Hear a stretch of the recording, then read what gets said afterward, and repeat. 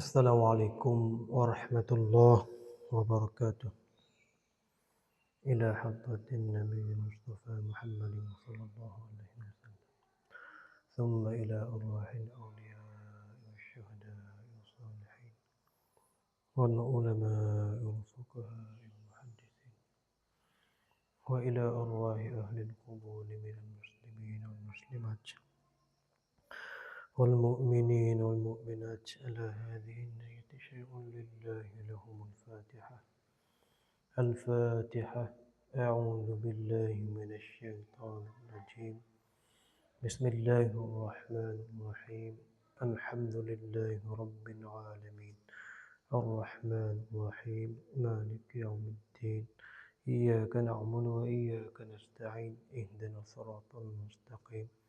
صراط الذين أنعمت عليهم غير المغضوب عليهم ولا الضالين آمين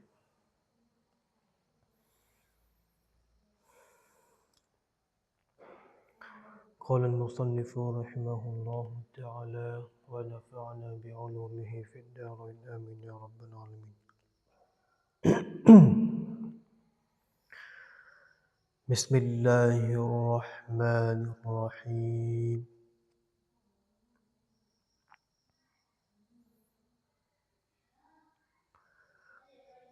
اعلم أن أبواب التصريف خمسة وثلاثون بابا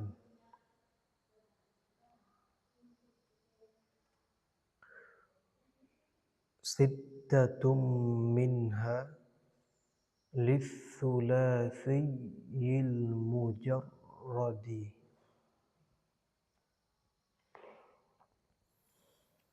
ก็อัลฮัมดุลิลละห์นะขอชุกรต่อ Allah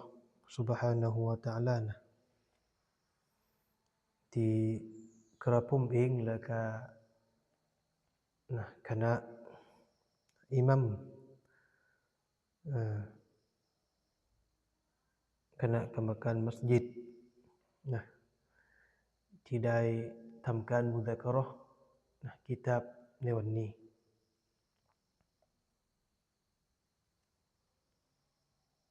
ก็นับเป็นเนืมัตที่ยิ่งใหญ่นะที่อัลลอฮฺ سبحانه และ تعالى ให้กับพวกเรานะฉะนั้นแล้วนะหลักๆของการเรียนนะอยากให้เรามีเจตนามีเนียตให้ดีนะการเนียตการเจตนาในการเรียนเนี่ยก็ขอให้เราเนียตเรียนเพื่ออัลลอฮฺ سبحانه และ تعالى นะอย่าได้มีจุดประสงค์เพื่อสิ่งอื่นนะ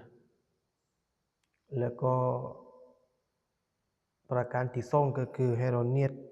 เพื่อที่จะปรับปรุงตัวเองนะในสิ่งที่เราไม่รู้นะให้ได้รู้เสียสามก็คือแล้วนำเอามาอามันในสิ่งที่ได้เรียนรู้ไปนะก็อัลฮัมดุลิลละห์นะก็วันนี้เราจะมาทำการมุซาการะห์กันเรื่องราวของนะการอ่านกิตาบวิชาซอรฟใช่ไหมล่ะซึ่งเป็นส่วนหนึ่งนะของวิชาไวยากรณ์ภาษาอาหรับนะฮูซอรฟนะก็เพื่อที่จะไม่ให้เสียเวลานะเราก็อ่านกันเลยนะเดี๋ยวมันดึกแล้วนะบิสมิลลาฮิรเราะห์มานิรเราะฮีมนะdengan nama Allah Allah Ta'ala mana Ar-Rahmani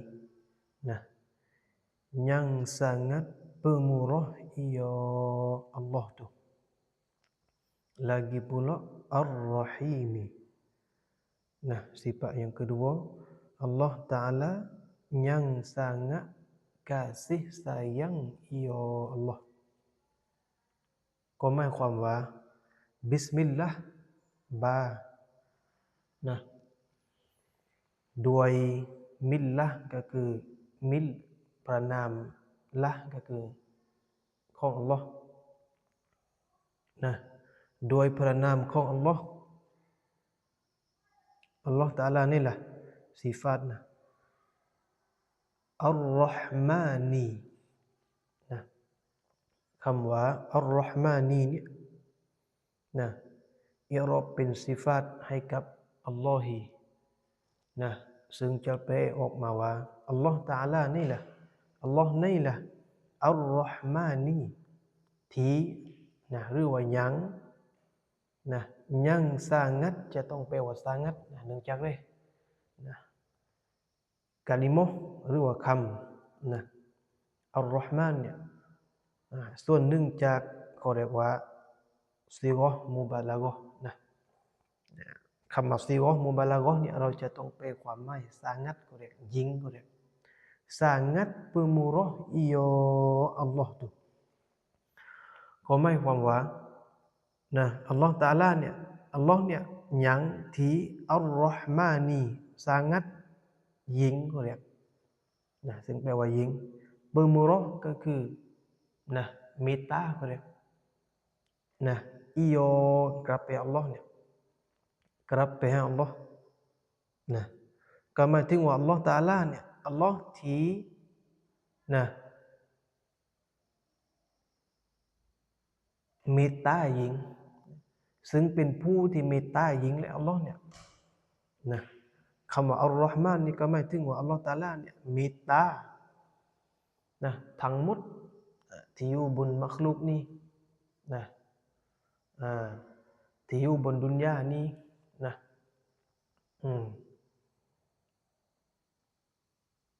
นะแม้ว่าคนกาเฟรคนอิสลามนะก็คือบรรดาสรรพสิ่งนะทุกอย่างนะไม่ว่าสัตว์ประเภทนะเดรัจฉานนะหรือว่าสัตว์ประเภทประเสริฐนะก็คืออัลเลาะห์ตะอาลาเนี่ยเมตตาให้ทั้งหมดนะอัลเลาะห์ตะอาลาเนี่ยเมตตาให้ทั้งหมดให้ทั้งหมดนะเลยแต่นะความใจบุญของอัลเลาะห์ความเมตตาของอัลเลาะห์ตะอาลานะที่มีต่อนะมนุษย์โลกมีต่อสัตว์นะทั้งหมดนะคำว่าอัลรอฮ์มานเนี่ยได้ทั้งหมดนะหมายถึงว่าอัลเลาะห์ตะอาลาให้หมดเมตตาหมดแม้กระทั่งว่านะสัตว์ก็ยังมีกินนะคนกาเฟรก็ยังมีใช้นะคนอีหม่านเดิมนะก็มีอยู่เห็นไหมคำว่าอัลรอฮ์มานตรงเนี้ยนะและก็อีกทั้งอัลรอฮีมีคำว่าอัลรอฮีมีเนี่ยนะอ่านคอฟาตเนื่องจากว่าเป็นซิฟาตนะให้กับอัลลอฮ์เลยนะmereka dia ke Ar-Rahmani ke เหมือนกันเป็นซิฟาตอัสซิฟาตุลอวัลเขาเรียกนะซิฟาตที่หนึ่งนะ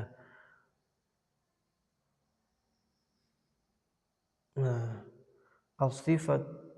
ตุลอูลาใช่ไหมซิฟาตหนึ่งเขาเรียกซิฟาตที่หนึ่งส่วนอัลรอฮีมีเนี่ยนะอัสซิฟาตุซานียะใช่ไหมล่ะซิฟาตที่สองเขาเรียกนั่นแหละที่มันอ่านกอฟาตนะอัลรอฮ์มานีนะเนื่องจากว่าอัลรอฮ์มานีเป็นซิฟาตและก็อัลลอฮีก็คือเป็นเมาซูฟนะ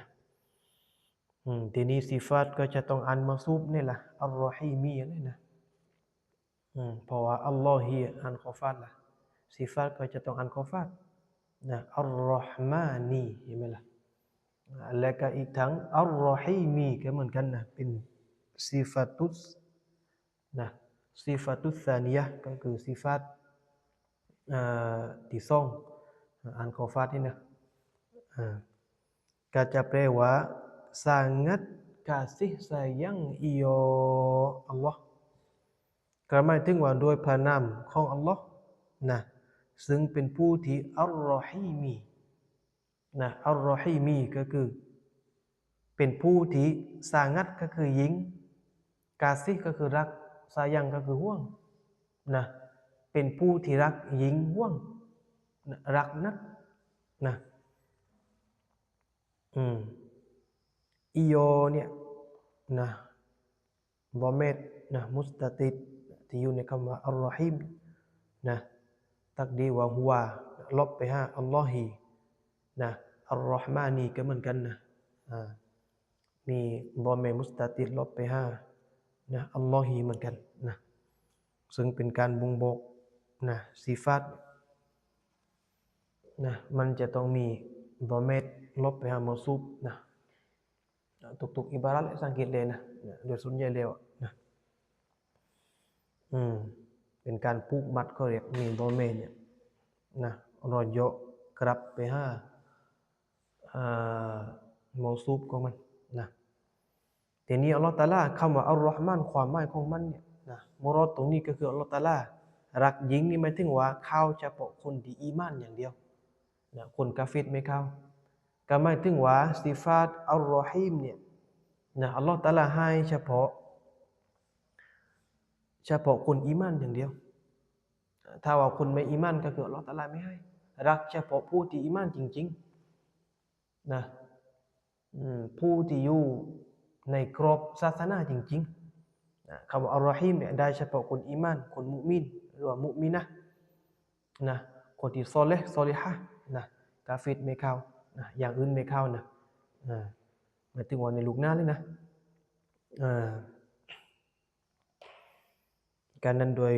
ความหมายนะคร่าวๆนะ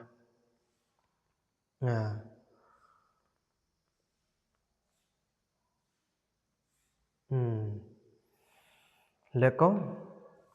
เรามาเลยที่นี่นะอิรอบของคำว่าบิสมิลลาห์เรามาเลยนะอิรอบของคำว่าบิสมิลลาห์คำว่าบิสมิลลาห์เนี่ยนะเรามาเลยบานี่เขาเรียกว่าบาฮุรุฟญัดนะมิลลาห์เนี่ยนะเขาเรียกว่ามัจรูรใช่ไหมล่ะทีนี้ทุกๆฮุรุฟญัดนะมันก็จะต้องมีมัจรูรคู่ของมันให้จำไว้เลยนะทุกๆฮุรุฟญัดเนี่ยจะต้องมีมัจรูรนะและก็อีกทั้งฮุรุฟญัดนี่เขาเรียกว่ามันก็คือมีการตะลุนะหรือเขาเรียกว่ามุตะอัลลิกุนนะในกิตาบภาษาอาหรับเห็นไหมมันจะบอกว่าถ้ามีฮุรุฟญัดเนี่ยมันจะบอกว่ามุตะอัลลิกุนใช่ไหมล่ะทำการตะลุให้กับอะไรก็ว่ากันไปใช่ไหมนะทีนี้ถ้าว่ามันตะลุตรงนี้แหละคำว่าบิสมิลลาห์เนี่ยอันนี้คือในเรื่องของการอิรอบนะฮูนะเลยก่อนนะคำว่าบาบิสมิลลาห์เนี่ยนะมันตะลุให้กับนะsesuatu yang mahdzufเรียกนะตะลุด้วยกับสิ่งหนึ่งที่ถูกหะซัฟไปนะสิ่งหนึ่งที่ถูกมะฮซุฟคำว่ามะฮซุฟนะเข้าใจนะมะฮซุฟก็หมายความว่าสิ่งที่ถูกตัดไป Makna kata karo yang dihadzafkan dia kan karo tu. หมายถึงว่ามัฮซูฟเนี่ยเข้าใจดีนะหมายถึงว่าสิ่งที่ถูกตัดไปอิสมมัฟอูลนะคำว่ามัฮซูฟเนี่ยถ้าเราได้ยินที่เขาพูดกันในการสอนกีตาบนี่ให้เข้าใจเลยว่าหมายถึงว่าถูกไปอย่างประโยคนึงหรือว่ากะลิมะห์นึงที่ถูกตัดไปคำว่ามัฮซูฟุนเนี่ยสิ่งที่ถูกตัดไปคำว่าสิ่งนี้อะไรล่ะถูกไปอย่างประโยคหรือว่ากะลิมะห์ก็แล้วแต่เขาเรียกว่าซึ่งสิ่งเหล่านั้นถูกตัดไปคือถูกมะฮซูฟถูกหะซัฟเข้าใจดีนะคำว่ามะฮซูฟเนี่ยที่พูดกันนะก็หมายถึงว่าบานี่เลยมันไปตะลุมันไปเกี่ยวข้องอยู่กับสิ่งที่ถูกตัดไปเน่งมันจะมาเริ่มด้วยกับคำว่าบิสมิลลาห์เนี่ยมันไม่ได้ใช่ไหมล่ะมันจะต้องมีที่ข้องของมันมีที่ตะลุของมันเขาเรียกซึ่งฉะนั้นแล้วบาเนี่ยมันจะไปตะลุด้วยกับสิ่งหนึ่งที่ถูกตัดไปนั่นก็คือเราจะต้องตักดีมาจะต้องตักดีว่ายะนีอูอัลลิฟุกิตาบีอูอัลลิฟุกิตาบีมียากันนะบิสมิลลาฮิรเราะห์มานิรเราะฮีมใช่ไหมมาเลยคำว่าอูอัลลิฟูเนี่ยเรามาเลย คำว่าอุอัลลิฟูเนี่ยนะซึ่งเป็นกะลิมะห์นะอิรอบเป็นกะลิมะห์นะอ่าเฟเอ็นนะมุดอริมาจากคำว่าอัลลฟะยูอัลลิฟูนะตะลีฟันเขาเรียกหรือว่ามาในวาซะหรือว่ามาในวาซานบาบนะฟะอะลายูฟะอิลุตัฟอีลันใช่ไหมเรามาเลยคำว่าฟะอะลานี่เรามาเลยฟะอะลานะฟะอะลานี่ทำว่าเพิ่มตัวนี่ล่ะคำว่าฟะอะลานี่เขาสรุปกันเลยเอานะจะไม่เข้าบทของมันทีก็เอานะแต่เราก็บาฮัสกันเลยนะคำว่าฟะอะลาเนี่ยนะเรามาเลยฟะอะลานี่ถ้ามาตัวนี้เพิ่มล่ะใช่ไหมถ้ามาตัวนี้เพิ่มล่ะนะวะอะลามาตูวะอะลามาตูฮูใช่ไหมล่ะเราจะรู้ได้นะอาลามัตของมันในบทของคำว่าฟะอะลาเนี่ยยูฟะอิลูเนี่ยตัฟอีลันเนี่ยใช่ไหมล่ะซึ่งเราจะรู้ได้เนี่ยถ้ามาตัวนี้เพิ่มล่ะลองว่ามาเลยดินะตัวนี้เพิ่มนะถ้ามาตัวนี้เพิ่มฟะอาลาแสดงว่าบทนี้ไอน์เนี่ยตัวไอน์เนี่ยสองตัวใช่ไหมตัวไอน์เนี่ยสองตัวถึงสองตัวนี่ตัวนี้ละที่ว่าเพิ่มนะถ้ามาตัวนี้นะตัวที่เพิ่มก็คือมันบอกว่าเพื่อละไอ้เนี่ยที่เราเคยได้ยินมาก่อนหน้านี้แล้วหรือว่าเราเคยเรียนมามั่งแล้วใช่ไหมพื้นฐานของเราก็มีอยู่ใช่ไหมล่ะมันบอกว่าวะอาลามาตุฮูใช่ไหมdan bermula alamatnya alamat bagi babitsani itu kita kata botที่2ใช่ไหมล่ะและก็สำหรับเครื่องหมายของมันเราจะรู้จักมันได้เนี่ยคำว่าฟะอาลายูฟะอิลูตัฟอีลันนี่ใช่ไหมอาลามัตของมันก็คืออัยยะกูนะมาดีฮิอาลาอัรบะอะติอะฮรุฟินใช่ไหมซึ่งเราจะรู้ได้ก็คืออาลามัตเครื่องหมายในบทนี้เนี่ยใช่ไหมนั่นก็คืออัยยะกูนะมาดีฮิอาลาอัรบะอะติอะฮรุฟินใช่ไหมก็หมายถึงว่ามีและมันก็คือมาดีของมันเฟเอนมาดีของมันที่บอกว่าฟะอาลาเลยดีนะให้เข้าใจตัวนี้เนี่ยให้เข้าใจตัวนี้ให้ดีนะเราสามารถที่จะไปเปรียบเทียบกิยาสกับคำว่าอัลลาฟาได้ทันทีถ้าหากว่าเราเข้าใจตัวนี้ซึ่งมันบอกว่ามาดีของมันเนี่ยตะลุกขบาก็คือซาบิตันซาบิโยมาดีฮีตุมีและมันก็คือมาดีของมันของใครล่ะของคำว่าฟะอาลาเลยมันมีฟะและก็อาลาใช่ไหมล่ะอาลาอัรบะอะติอะฮรุฟินใช่ไหมเนี่ยเราเล่นนะ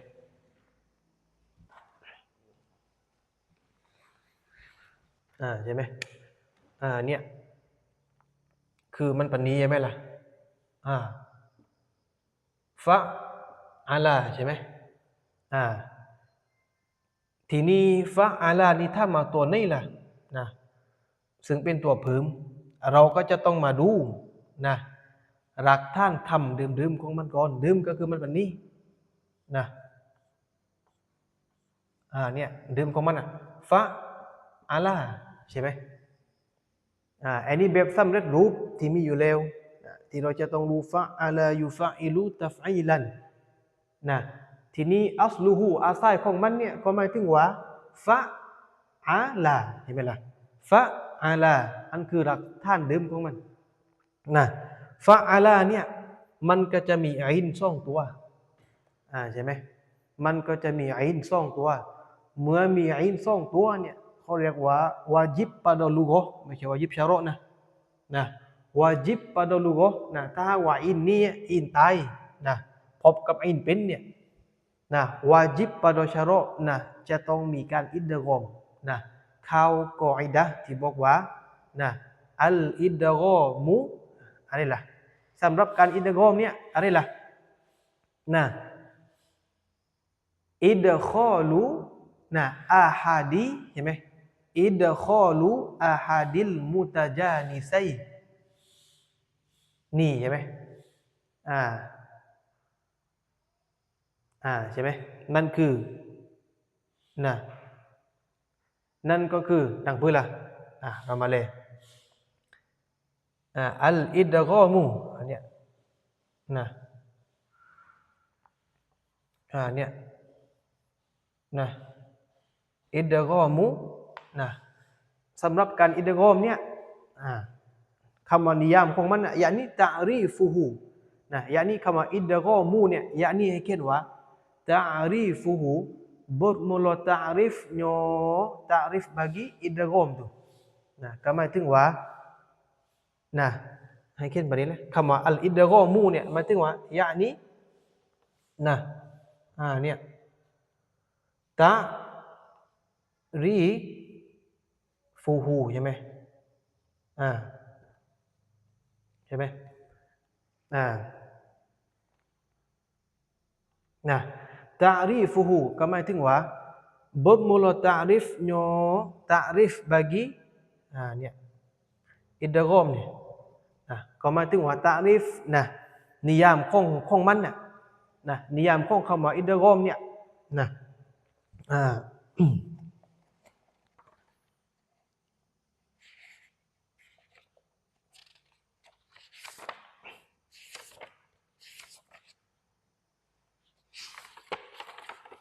แป๊บเดียว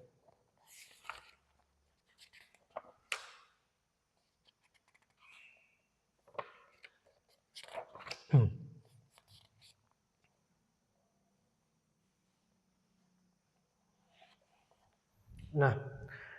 ตาริฟของมันก็คือนะอิดคอลูอาฮัดิลมุตะจานิไซนีนะฟิลอาคอรีใช่ไหมอันคือตาริฟนิยามของคำว่าอัลอิดกอมใช่ไหมก็หมายถึงว่านะ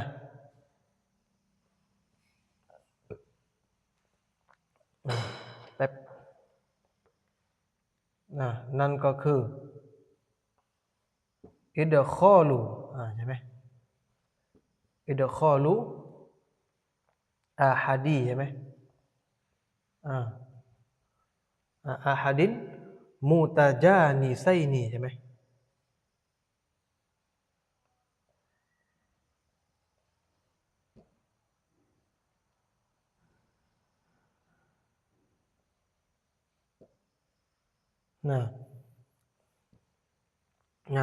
ฟิลอาคอรีใช่ไหม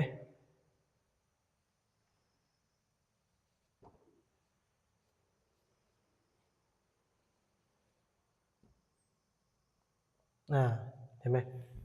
มูตาจานิไซนีฟิลอาคอรีนั่นคือนิยามของคำว่านะอัลอิดกอมูนะคำว่าอิดกอมนี่ก็หมายถึงว่า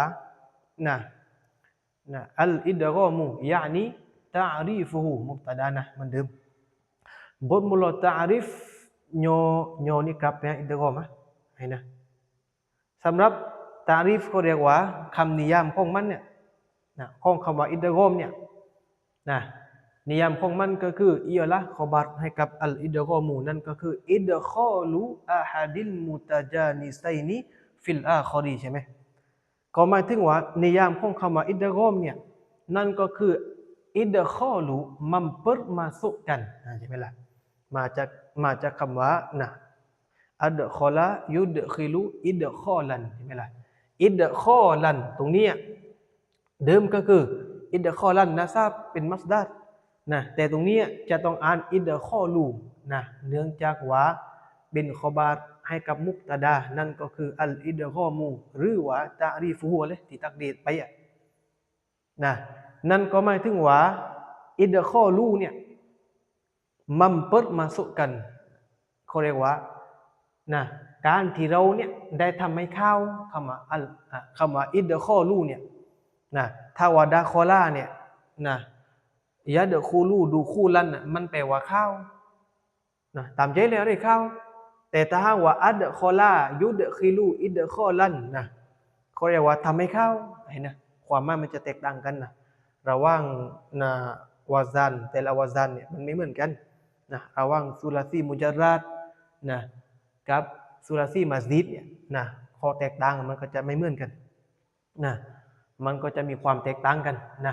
คำว่าอิดคอลเนี่ยมันเปิดมาสุกันก็คือการทำให้เข้าคำว่าอิดคอลเนี่ยก็จะแปลว่าการทำให้เข้าอาฮัดีนะนั่นก็คือหนึ่งคำอาฮัดเนี่ยการทำให้เข้ากับหนึ่งหมายถึงว่าตัวหนึ่งตัวใดเลยนะคำว่าอาฮัดเนี่ยมุรดมันก็คือนะตัวหนึ่งตัวใดใช่ไหมล่ะเขาเรียกว่าอิดอฟัตอิดคอลูไปยังอาฮัดีเนี่ยนะเขาเรียกว่าอิดอฟัตโดยกับมะโนมัฟอูลนะเลยมันจะต้องแปลว่ามัมเปิดมาสุกันใช่ไหมฮะคำว่ากันเนี่ยนะมันบ่งบอกถึงคำนี้นะเป็นการอิดอฟัตมัฟอูลเข้าใจดีนะอันนี้เราสังเกตเลยนะในภาษามลายูนะที่พูดคำว่านะมัมเปิดมาสุกันหรือว่ามันดีรีกันนี่มันเพลถ้ามีคำว่ากันนะในกิตาบมาลายูที่เราเห็นกันส่วนมากแล้วส่วนเยอะแล้วเราจะเห็นได้ว่านะคำมาลายูที่เขาแปลปานนั้นนะมันบ่งบอกถึงการอ่านอิดอฟัตหรือว่าการอิดอฟัตนะในรูปแบบเขาเรียกว่ามัฟอูลเราสังเกตเลยนะ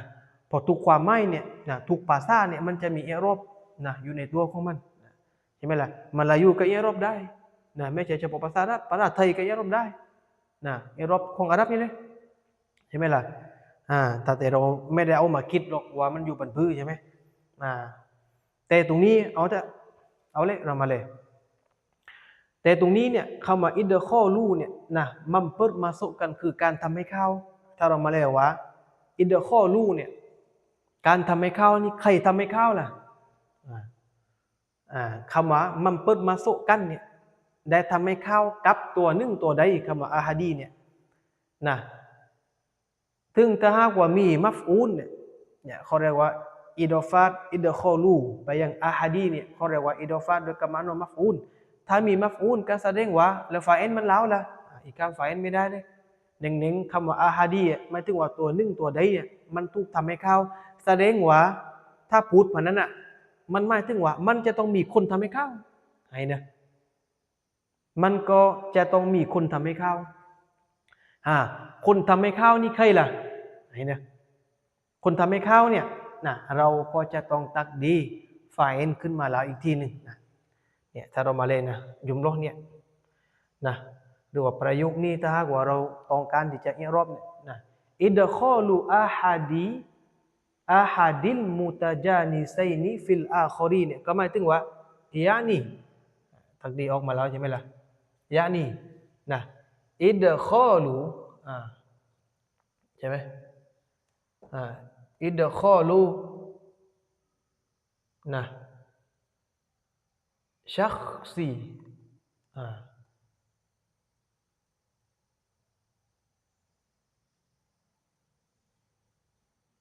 นะเนี่ยก็จะดังแบบนี้นะอิดคอลุชชักซีนะแล้วก็ahadan ahadal laka mu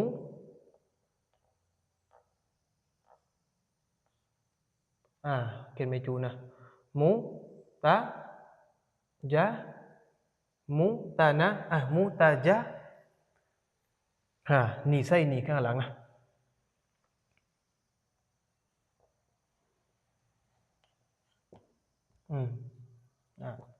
นี่เส้นนี่นะเนี่ยอาฮาดัลมูตาจานีไซนีมูตาจานีไซนีใช่ไหมแล้วก็ฟิลอาคอรีตามเดิมก็หมายถึงว่านะอิดคอลุชักซีเนี่ยชักซีมันแปลว่าคนคนหนึ่งก็หมายถึงว่านะmampu masuk oleh seorang mampu masuk ก็คือการทำให้เข้าเห็นไหมการทำให้เข้าเราสังเกตดีนะการเปลเนี่ยผมจะพยายามเปลนะตามนาหูนะสังเกตเลยนะสังเกตเลยดีนะเดิมก็คือตรงนี้ก็คือมัมเปิดมาสุกันใช่ไหมในรูปแบบของการตักดีเขาเรียกว่าในรูปแบบของการอิดฟาต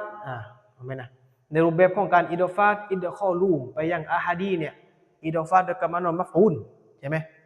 ถ้าหากว่าอิดอฟาตโดยกับมันมัฟอูลแล้วเนี่ยนะถ้าหากว่าเราต้องการที่จะตักดีฟาอิลออกมานี่ก็แสดงว่า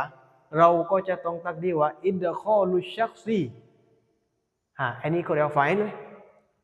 อันนี้นะฟาอิลyaniฟาอิล pada อิดอฟะโอเคปังงี้นะเขาเรียกว่าเป็นฟาอิลในด้านของการอิดอฟาตเขาเรียกเข้าใจนะเป็นฟาอิลในด้านของการอิดอฟาตนะถ้าเรามาเล่ในด้านประโยคเดิมเนี่ยนะมันอยู่ในรูปแบบของการอิดอฟาตนี่แหละอิดคอลูนะอย่าลืมท่านเดิมมันอ่านรอฟอเนื่องจากว่าเป็นคอบาตให้กับอัลอิดกอมูใช่ไหมล่ะนะหรือว่ายะนี้ตารีฟูฮูใช่ไหมตารีฟูฮูเนี่ยเป็นคำอธิบายนะตัฟซีรของคำว่าอัลอิดคอนอัลอิดกอมใช่ไหมล่ะตารีฟก็คือนิยามของมันของอิดกอมนี่อะไรล่ะเขาจะนะคำว่าตารีฟูเนี่ยเป็นคำอธิบายนะซึ่งให้กับคำว่าอัลอิดกอมเพื่อว่าอัลอิดกอมเนี่ยเราไม่เข้าใจว่ามันเป็นอะไรก็หมายถึงว่ายะนี่ความว่าตารีฟูฮูก็คือตารีฟเข้าใจนะตารีฟูฮูก็คือตารีฟของมันน่ะตารีฟโยก็คือกลับไปหาอิดกอมเนี่ยนะก็หมายถึงว่าอิดคอลูนะนั่นก็คือนะเราเลยดีนะการแปลจะไม่เหมือนทันทีเรียกเดียวก็คือมัมเปิดมาสุกันมีคำว่ามัมเปิดมาสุแล้วก็มีกันเนี่ยบ่งบอกถึงพาดพิงไปหาอาฮาดีเนี่ยนะเนื่องจากว่ามันเป็นมัฟอูลนะปาดอมะโนคำว่าอาฮาดีเนี่ยมัฟอูลปาดอมะโนปันปือแล้วล่ะมัฟอูลปาดอมะโนนี่ก็หมายถึงว่าความหมายของมันน่ะ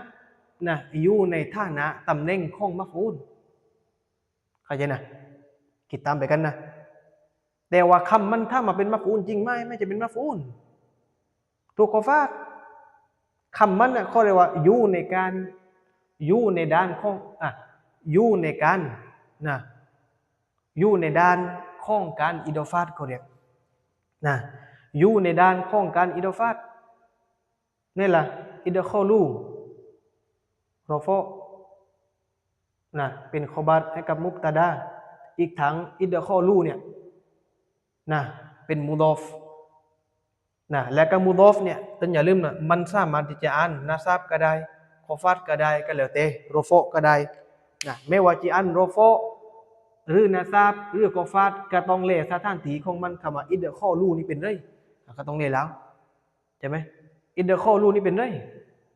ก็ต้องเล่แล้วนะถ้าเป็นมะฟูนก็ต้องอ่านนาซับนะถ้าเป็นมันจรูดก็ต้องอ่านคอฟาตนะถ้าเป็นรอฟอก็ต้องอ่านรอฟอ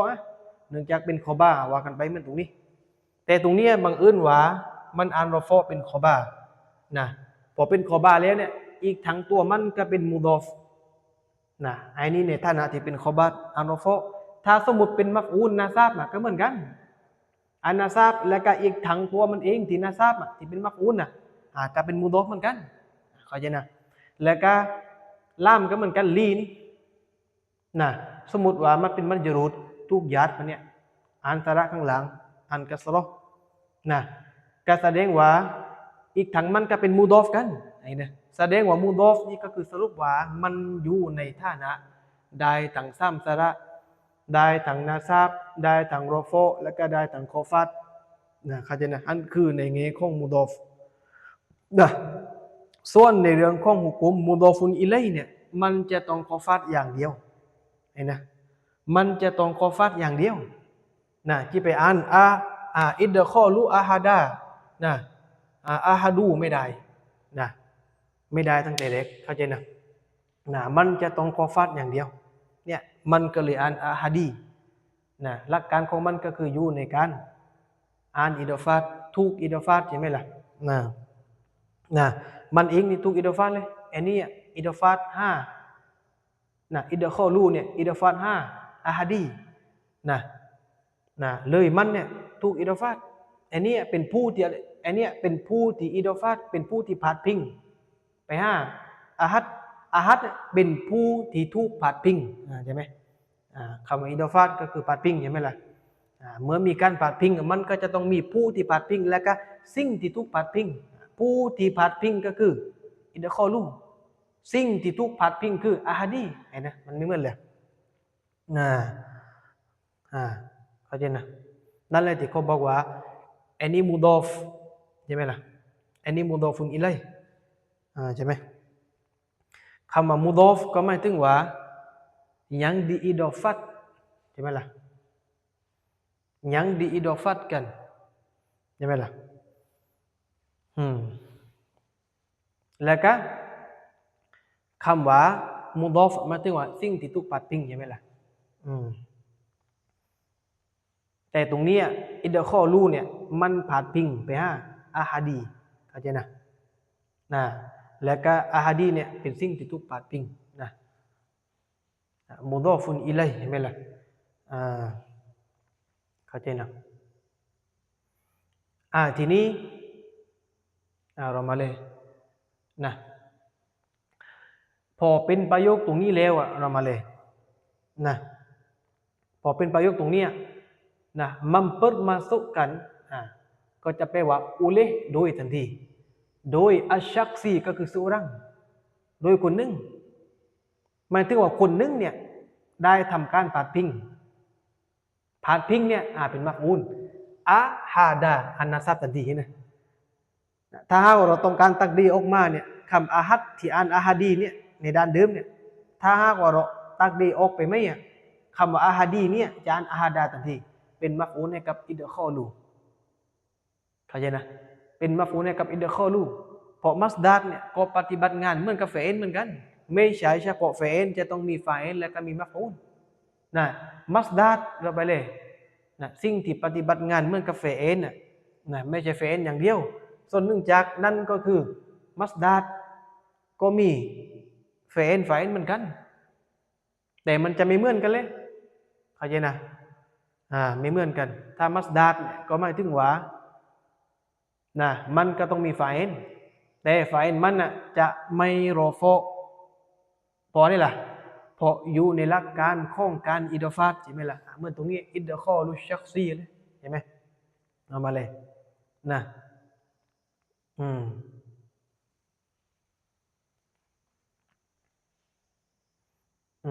เข้าใจนะ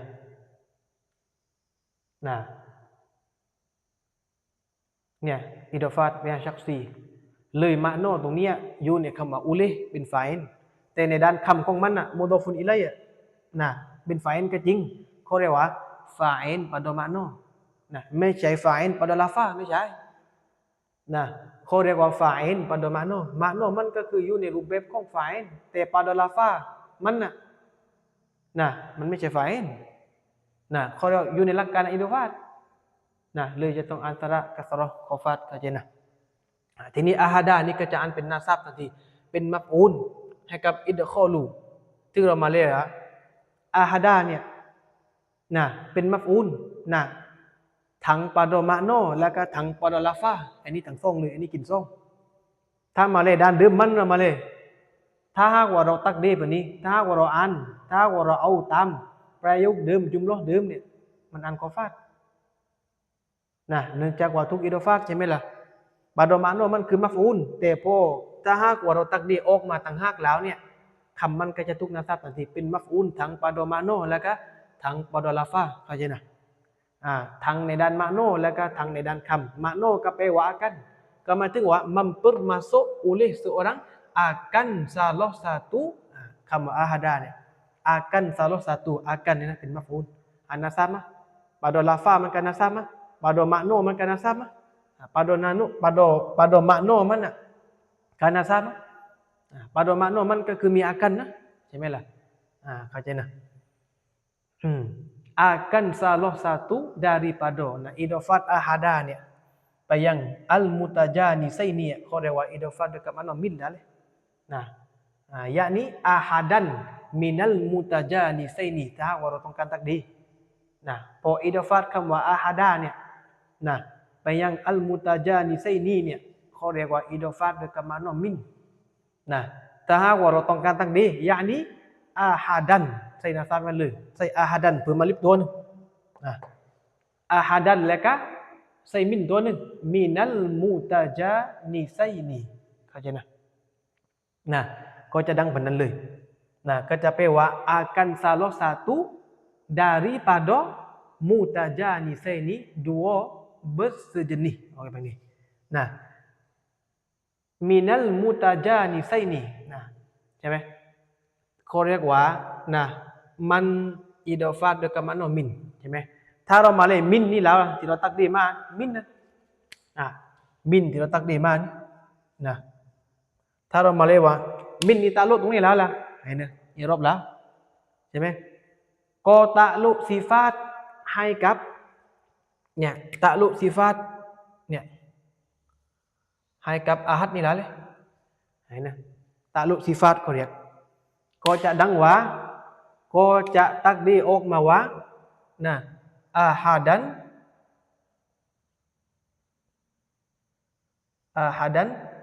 นะกาอินันใช่ไหมอาฮัดันแล้วก็กาอินันนะเลยดีกาอินันแล้วก็มินัลมุตะจานิไซนี่ช่วยกระทั่งเซตเนี่ยเข้าใจนะ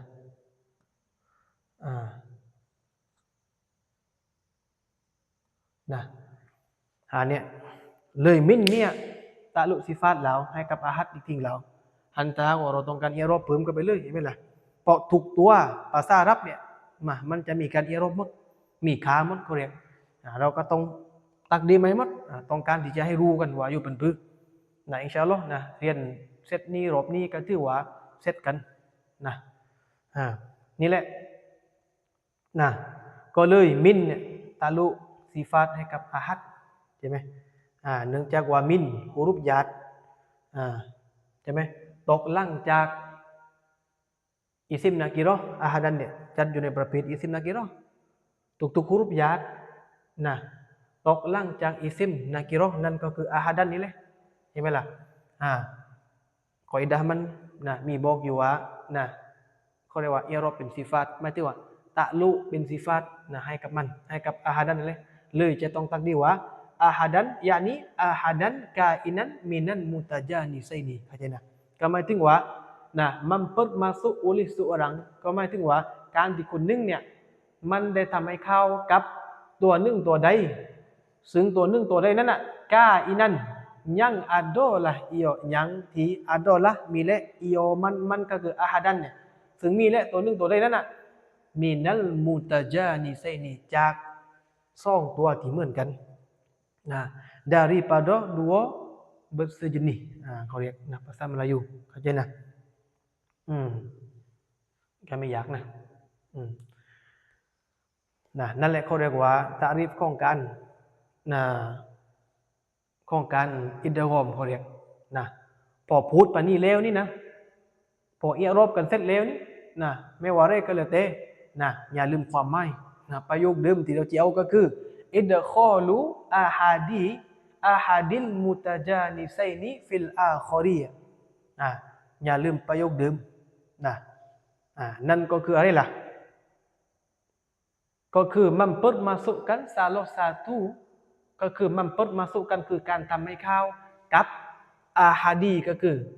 กับนี่เป็นมาจากนี่เป็นมาจากmempermasukkanนั่นเลยกันมันแปลว่ากับmempermasukก็คือทำให้เข้าเขียนถูกมาไม่รู้ภาษามลายูเขียนแบบนี้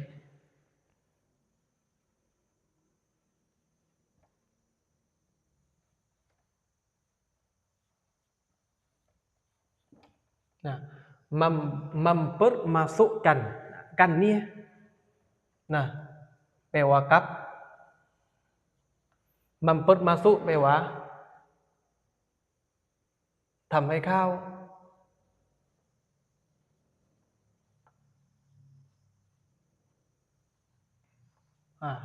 เห็นไหมmempermasuk เนี่ยแปลว่าทำให้เข้าไปกันนี่แปลว่ากับทำให้เข้าไปกับอาฮัดินก็หมายถึงว่าอาฮัดินมุตะจานิไซนีอาฮัดีก็คือตัวหนึ่งตัวใดใช่ไหมซึ่งมีและตัวหนึ่งตัวใดนั้นกาอินันใช่ไหมมีและมันก็คือdaripadaจากอัลมุตะจานิไซนีก็คือdua bersejenisคำว่ามุตะจานิไซเนี่ย bahasa Melayu kekin apa lah ya daripada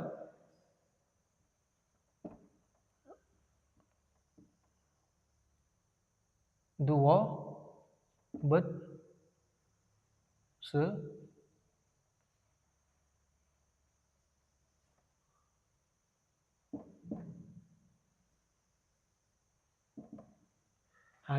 daripada dua bersejenis kajana kamba al mutajanisainiจากซ่องเนี่ยdaripadaจากdua ก็คือซ่องbersejenis ก็คือชนิดจากซ่องชนิดเข้าใจนะจากซ่องชนิดจากซ่องชนิดก็ไม่ยากนะทีนี้Hitler yang memoti nah mempermasukkan salah satu yang adalah ia salah satu tu daripada nah dua bersejenis padaเนี่ย fil akhari อีกตัวเลยอีกคำด้วยนะฟิลก็คือในปาโดนะอาคอรีก็คืออย่างนี้นะฟิลฮัรฟิลอาคอรีคำว่าฟิลอาคอรีนี่อย่างนี้นะเขียนต่อไปแล้วนะอย่างนี้เห็นไหมล่ะ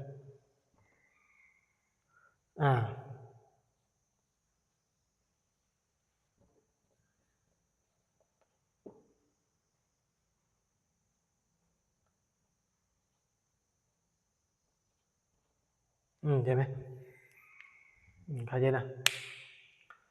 ถึงถ้าว่าใส่ละจะต้องตักดีว่าฟิลฮัรฟิลอาคอรีนี่มันก็ต้องมีที่ต้องใส่ใช่ไหมล่ะถ้าว่าตักดีมาแล้วถ้าว่าใส่ละที่ต้องตักดีมาคำว่าฟิลอาคอดความหมายเดิมก็คือฟีก็คือในอาคอดก็คือที่อื่นปาโดในยังไลน์เขียนตรงไหนยังไลน์นะไม่อยากก็อย่างที่บอกไปคิดเองนะยังไลน์ก็คือที่อื่นเนี่ยยังไลน์เขียนแบบนี้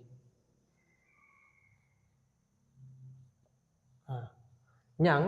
ไลน์อาคอดคำว่ายังไลน์เนี่ยนะมาโนคำว่ายังไลน์เนี่ยยังที่ไลน์ก็คืออื่นที่อื่นถ้าแปลว่ายังไลน์เนี่ยแปลว่าที่อื่นเนี่ยคำว่าที่นี่แสดงว่าถ้าแปลแบบนี้เขาเรียกว่ามาโนวาซอฟของมันมีนะมาโนวาซอฟอะไรล่ะมาโนซิฟาตมีอยู่ในตัวของมันนั่นก็คือนี่แหละยังนี่แหละ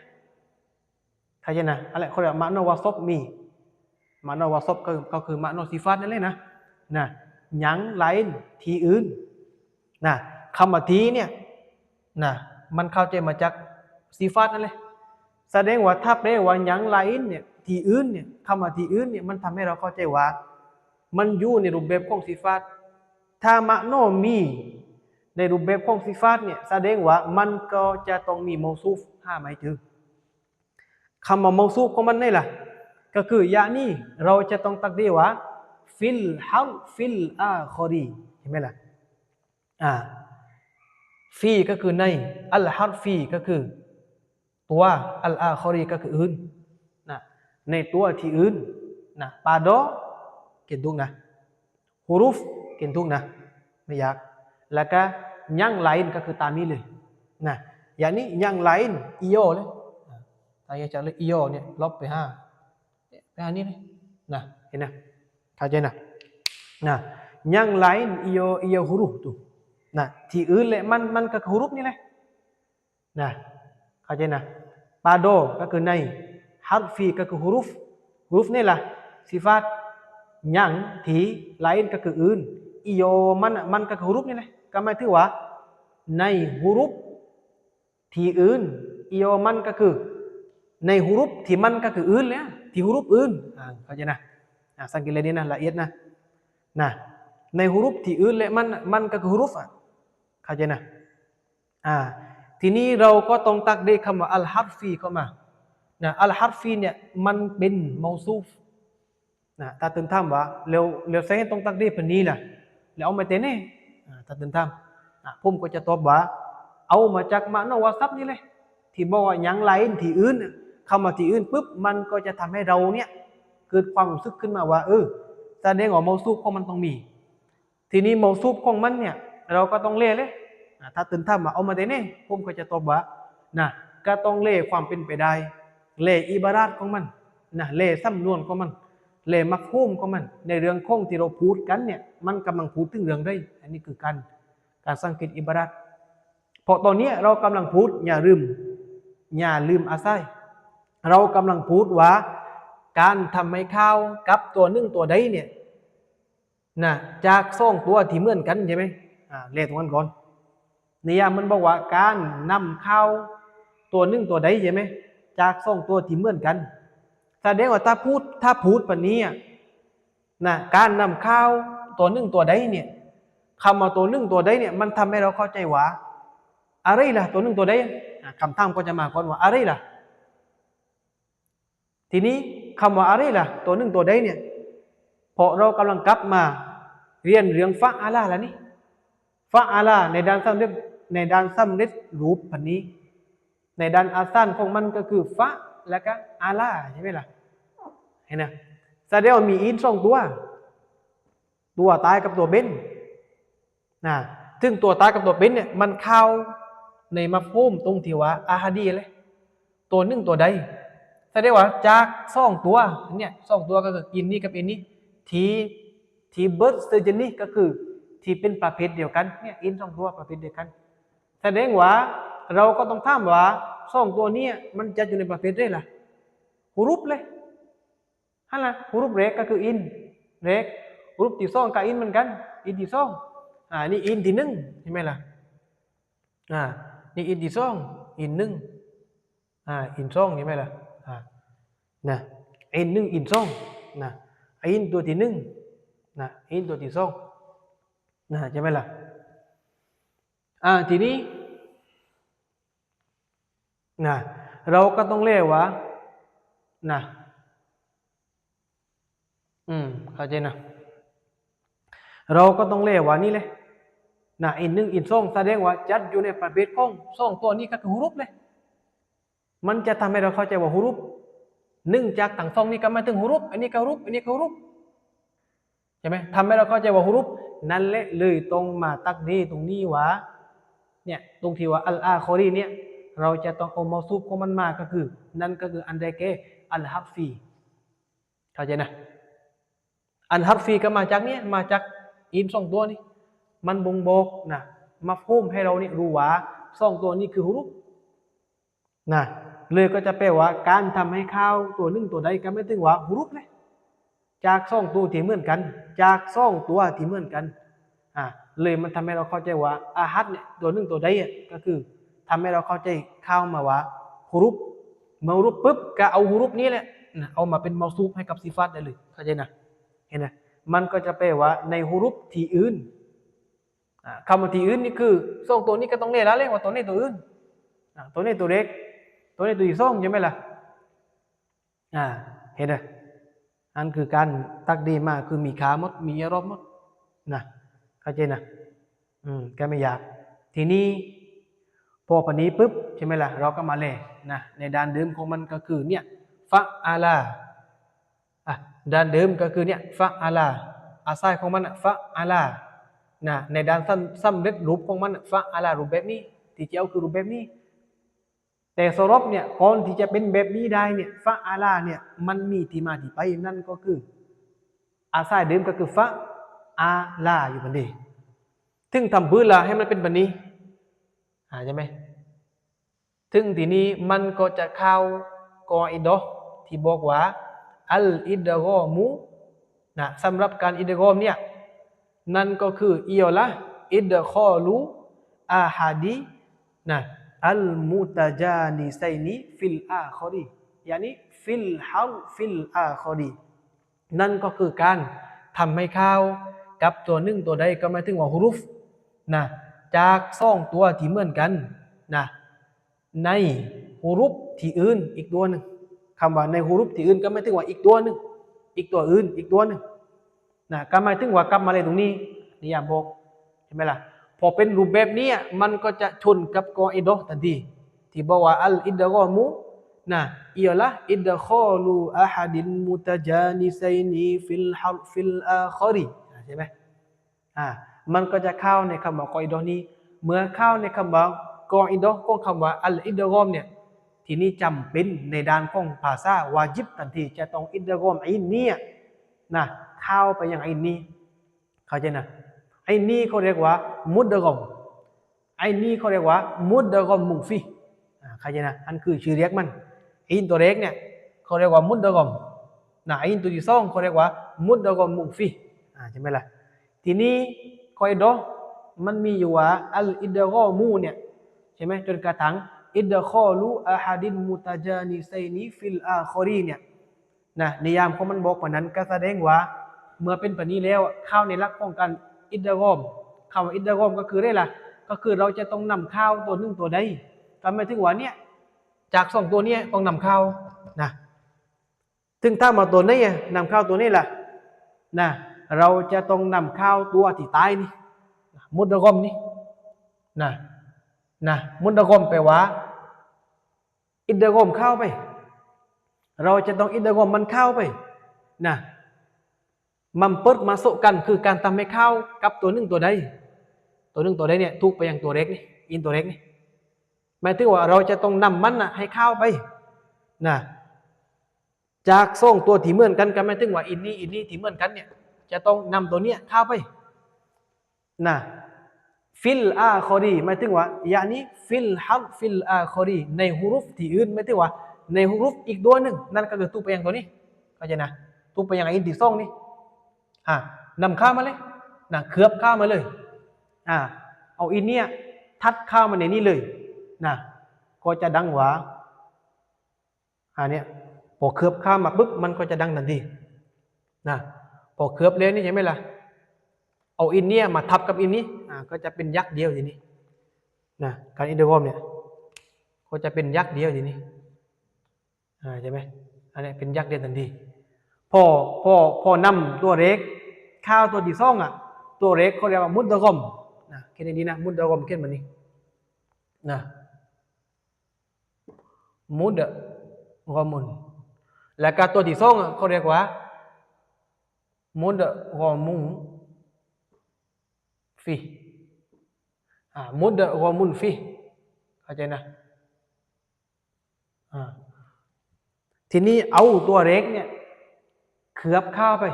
อิดดะกอมข้าวไปอย่างตัวที่สองพออิดดะกอมกันแล้วก็จะเป็นรูปแบบนี้ใช่ไหม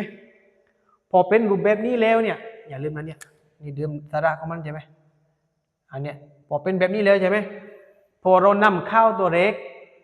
ข้าวไปอย่างตัวที่สองใช่ไหมนะพอข้าวกันเลยปุ๊บเราจะต้องลบสุกุนออกทันทีนะพอถ้ามาเสียลบสุกุนออกถ้าไม่ลบมันก็จะดังว่าฟะกี่อันพูดทีนี้กี่อันว่าก็ไม่ได้พออินมันตายเลยแหละฟะก็อ่านไม่ได้เห็นป่ะไหมเลยจะต้องใส่ชัดดาให้มันเนี่ยพอใส่ชัดดาปุ๊บก็จะดังว่าฟะแล้วก็อาลาทันทีก็จะได้ในรูปแบบนี้ทันทีเลยเห็นไหมเนี่ยก็จะได้ในรูปแบบนี้ทันทีเลยเข้าใจนะนั่นแหละมันไม่ได้ยากทีนี้เรามาเล่คำว่ามุดดะกอมนะความมุนาซาบะของมันคำว่ามุดดะกอมเนี่ยเรามาเล่นะใส่เขาเรียกว่าตัวเล็กนี่เขาเรียกว่ามุดดะกอมล่ะนะเอามาเลยนะ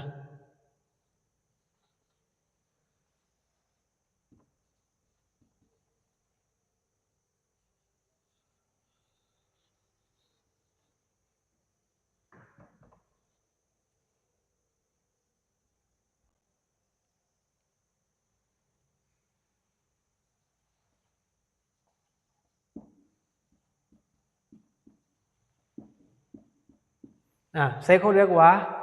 ตัวเล็กใส่เขาเรียกว่ามุดดะกอมล่ะเอามาเรียกความมุนาซาบะของมันนะตัวเล็กที่เขาเรียกว่ามุดดะกอมเนื่องจากว่าคำว่ามุดดะกอมเนี่ยมันแปลว่าสิ่งที่ถูกนำเข้ามุดดะกอมเนี่ยแลดีนะความมุนาซาบะของมันที่เขาเรียกว่าอินตัวเล็กเนี่ยเขาเรียกว่ามุดดะกอมเนื่องจากว่ามุนาซาบะเนี่ยความเป็นไปได้ของมันก็คือการที่เราเนี่ยได้นำมันเข้า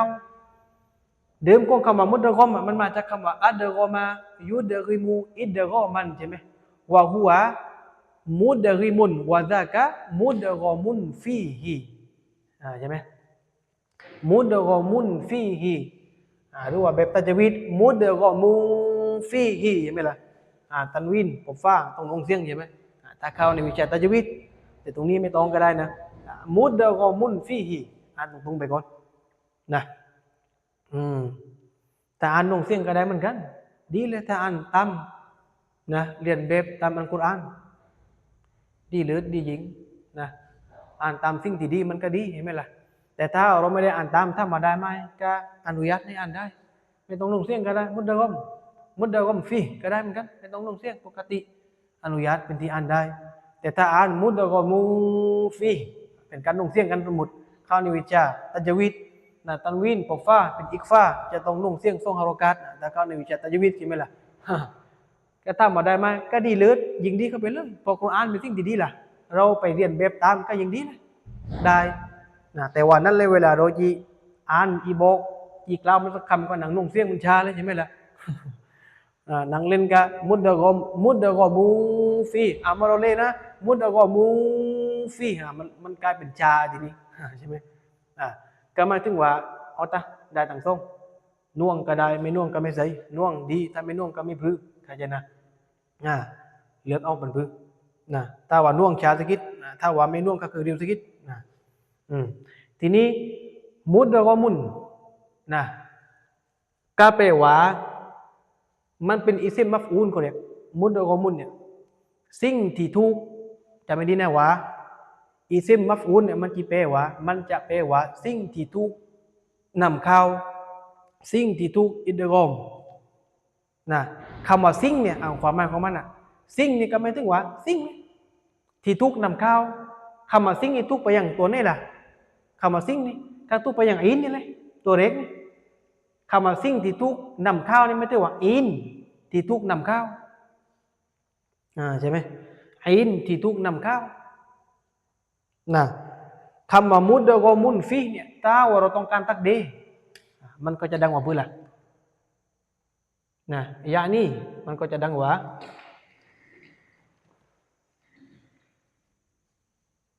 นะ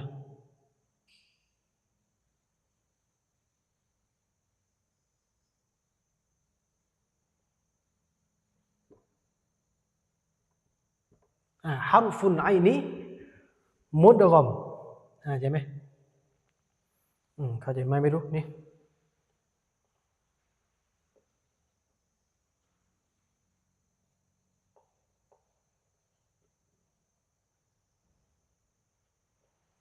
ฮาร์ฟุนไอนี้มุดกอม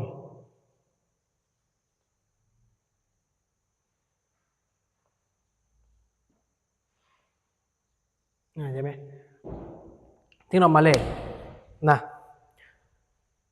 ถ้าเราต้องการตักดีคำว่าอิซิมมัฟอูนนี่จำมาเลยไม่ว่าอิซิมมัฟอูนหรือว่าอิซิมไฟอันจะไม่ดี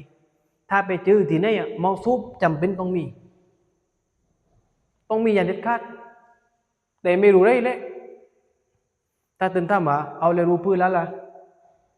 นะว่าเมาซูบมันต้องมีนะถ้าพบอิซิมไฟล์หรือว่าอิซิมมัฟอูลจำเป็นจะต้องมีเมาซูบของมันถึงถ้ามาเรียวเมาซูบอีรูพื้นแล้วล่ะเราก็ต้องเล่เรื่องเลยว่ามันกำลังพูดถึงเรื่องได้เราสามารถที่จะรู้ได้จากเรื่องของมันนะแต่วันนี้ก็คือเรื่องของมันคือเรากำลังเรียนเรื่องของฟะอาลาใช่ไหมนะในการทำคำของมันใช่ไหมคำว่ามุดเดกอมเนี่ยเรามาเลยมุดเดกอมเนี่ยก็หมายถึงว่าสิ่งที่ทุกนำเข้าคำว่าสิ่งนี้อะไรล่ะสิ่งไอ้ทุกนำเข้าไม่เบื่อเลยเข้าใจแล้วแต่สิ่งนี้ก็หมายถึงว่าอย่างนี้ฮาร์ฟุลไอนี่ฮุรุฟไอเนี่ยอันนี้เป็นมอซูบอันนี้เป็นซิฟาตเห็นไหมเลยเนี่ยมันจะต้องอ่านรอฟอใช่ไหมเนื่องจากว่าเป็นซิฟาตให้กับฮาร์ฟุลไอนี่เนี่ยก็หมายถึงว่าจะแปลว่าเดิมก็คือมุดอมก็คือสิ่งที่ทุกนำเข้าก็หมายถึงว่ายะนี่ฮาร์ฟุลไอนี่มุดอมก็หมายถึงว่าฮุรุฟไอนมุดอมยังดีอิดอมกันเดียวที่ทุกนำเข้ากับมันยังที่อิดอมก็คือทุกนำเข้า กันเดียวหรือว่ากันเดียวกับมันก็คือกับเนี่ยกับฮุรุฟนี้นะหมายถึงว่าฮุรุฟอินซึ่งทุกนำเข้ากับมันกับฮุรุฟอินเนี่ยก็หมายถึงว่าฮุรุฟอินเนี่ยทุกนำเข้าเพื่อละการที่เราเอาตัวอินเนี่ยนำเข้าไปยังตัวนี้เลยที่บอกไปเดี๋ยวนี้แล้วก็ใส่ชัดดานเข้าใจนะอันคือความมุนาซาบะห์มันนะถ้าเรามาเล่ถ้าเต้นเล่แล้วว่าตรงนี้เอาฮุรุฟอินที่ทุกนำเข้ากับมันใช่ไหมกับมันก็คือฮุรุฟอินนี่แหละแสดงว่ามันก็จะตรงเป๊ะว่ามันน่ะก็คือฮุรุฟอินเนี่ยทุกนำเข้าถ้าตื่นตั้มว่าเอาเราใครแล้วที่ทำให้เข้าไปใช่ไหมถ้าเป๊ะรูปแบบนี้มุดดะกอมเนี่ยนะทุกนำเข้ากับมันกับฮุรุฟอินเนี่ยทุกนำเข้าถ้ามาใครล่ะนะแต่ป่าเข้าถ้ามีสิ่งที่ทุกนำเข้าแสดงว่ามันก็จะต้องมีผู้ที่นำเข้าไปนะผู้ที่นำเข้าก็คือถ้าเป็นตรงการตักดีใช่ไหมล่ะก็จะต้องตักดีไฟน์มาก็จะดังกว่าปืนแล้วล่ะนะก็จะดังกว่าเดี๋ยวเราพ้นเต็มเลยนี่นะเข้าใจนะเอาลบทีนี้เลย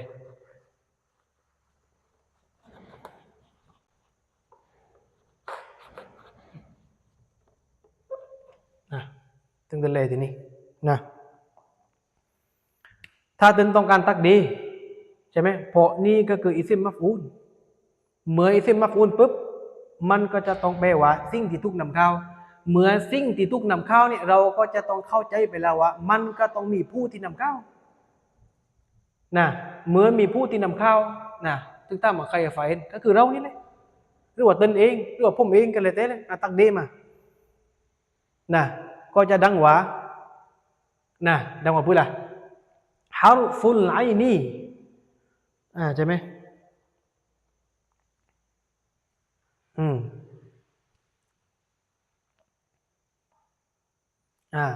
ก็จะดังว่าฮารุฟุลไอนีดู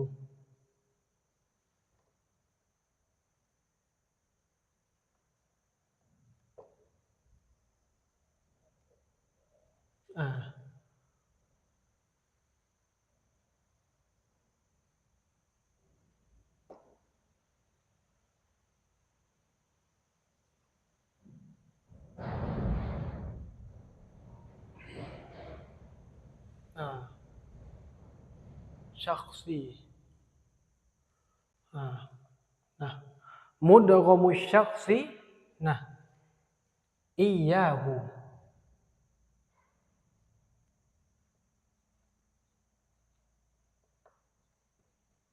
ใช่ไหมอียาหู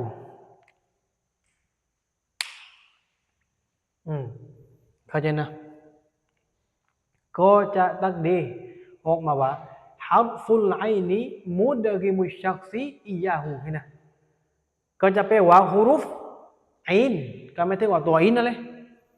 ที่มุดกิมุชักซีyangที่มุดริมก็คือ mempermasuk ก็คือการทำให้เข้า oleh seorang คนหนึ่งก็หมายถึงว่าฮุรุฟอินที่คนหนึ่งเนี่ยได้ทำให้เข้าอียาฮูakan dia หายเนี่ย akan dia กับมัน akan dia ก็กลับไปเนี่ยกลับเนี่ยอันเนี้ย akan dia กับมันก็คือกับฮุรุฟอินนี่เลยอัชชักซูนี้อัชชักซีเนี่ยอาจจะเป็นตึนก็ได้พุ่มก็ได้ก็แล้วแต่นี่คือฟาอินปะดอมาโนฟาอินปะดอมาโนปะดอลาฟาituทำการอิดอฟาตอิซิมฟาอินอิดอฟาตไปยังคนหนึ่งไปยังคำอัชชักซีเนี่ยทีนี้คำว่าอียาฮูเนี่ยก็จะอิรอบเป็นมัฟอูลกับมุดกิมูส่วนหนึ่งจากการปฏิบัติงานเหมือนกับเฟนในด้านของการมีฝ่ายและก็มัฟอูลเนี่ยเนื่องจากนั้นนอกเนื่องจากมัสดัดเลยก็คืออิซิมฟาอินเหมือนกันปฏิบัติงานเหมือนกันเหมือนกับเฟนในด้านของการมีฝ่ายและก็มีมัฟอูลเข้าใจนะแต่ได้ว่าอียาฮูเนี่ยก็เป็นมัฟอูลได้กันกับมุดริมได้อันนี้เป็นมัฟอูลในด้านคำก็เป็นมัฟอูลปาโดมาโนหรือว่าในด้านมาโนก็เป็นมัฟอูล สถานที่ของมันคืออยู่ในสถานที่นาซับนะเข้าใจนะอยู่ในสถานที่นาซับนะอยู่ในสถานที่นาซับนะทีนี้นะกอยดอมันมีอยู่ว่านะเล่าวะกออาเขียนคำว่ากอยดอนะกอยดะก็คำว่าอียาฮูตรงเนี้ยนะก็หมายถึงว่าตรงเนี้ยมันกันนาซับใช่ไหมพอนาซับแล้วเนี่ยมันก็ต้องอยู่ในสถานที่นาซับใช่ไหมแต่ตรงนี้ถ้ามันนาซับเห็นชัดไหมมันก็ไม่ชัดเนื่องจากว่ามันเป็นในรูปแบบอิซิมบิโนใช่ไหมส่วนหนึ่งก็คือมันจัดอยู่ในประเภทนะเขาเรียกว่าอิเซมบิโนใช่ไหมล่ะอียาฮูนี่มันเป็นคำที่บิโนเขาเรียกอยู่ปนี้เลยในด้านของมันนะในการเป็นมันนะมันจัดอยู่ในด้านของการบิโนของมันอยู่ปนี้เลยตามใจเลยมันคำว่าอียาฮูเนี่ยมันจะไปอยู่ในสถานที่ของการโรโฟนาซาบคอฟาดกันเลยแต่มันอันอียาฮูนี่เลยมันจะไม่อันอียาฮาอียาฮีอียาฮูไม่นะมันก็อ่านปนี้เนี่ยส่วนหนึ่งจากรูปแบบของการบิโนเขาเรียกนะจัดอยู่ในประเภทของอิเซมบิโนเขาเรียกถ้าว่าพันนี้แล้วเนี่ยนะกอยดะก็มีอยู่ว่านะลาวะกออานะอิสมุนมุอรบุนนะฟีเมาดิอีนัสบินใช่ไหมฟีเมาดิอีนัสบินนะแล้วก็ฟาอินนะฮูนะฟาอินนะฮูเขียนทันนะฟาอินนะฮูอันนี้เขียนกับสวามันมากเลยนะเต็มมาเลยนะฟาอินนะฮูนะยุอรบุนะฟาอินนะฮูยุอรบุนะอิอรอบันซอฮิรอนเอามุกัดดารอนนะเอามุกัดดารอนเข้าใจนะเอามุกัดดารอนทันไหม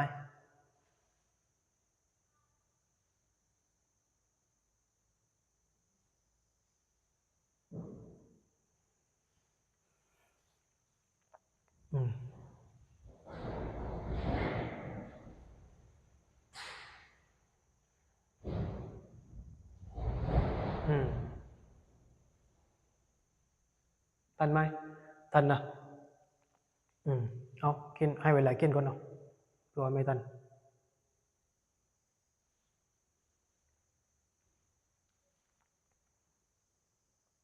แล้วก็ต่ออีกหนึ่งฟีรอฟอินวานัสบินแล้วก็วาคอฟบินเข้าใจนะก็หมายถึงว่าเล่าวะกออาเล่า jika เล่าหากว่าวะกออา telah berlaku ก็คือได้เกิดขึ้นอุลิอิสมุนมุอรบุนอุลิก็คือโดยเขียนในทันนะถ้าว่าไม่ทันก็คอยไปฟังเลยนะอิสมุนมุอรบุนโดยอิซิม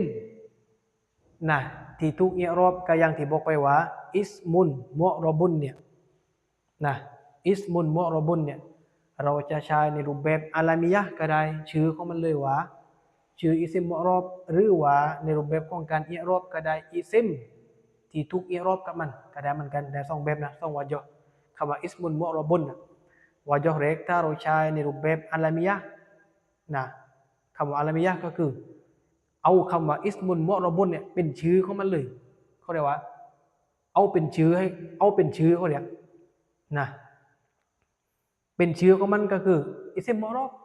ชื่อว่าอิซิมมุอรอบถ้าทำเป็นอาลามียะเนี่ยก็ได้เหมือนกันวะญอแรกวะญอที่สองจะใช้ในรูปแบบของการอิรอบก็ได้อิสมุนมุอรบุนหมายถึงว่าอิซิมที่ถูก